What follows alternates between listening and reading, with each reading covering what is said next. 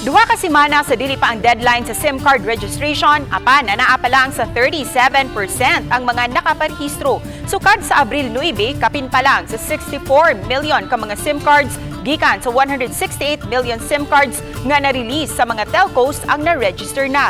Samtang gipahibaw sa National Telecommunications Commission nga nagpadayon pagihapon ang facilitated SIM registration sa mga remote areas. Karong Abril 13 o 14 adunay ipahigayong facilitated SIM registration sa lungsod sa Lazi ug San Juan sa Siquijor.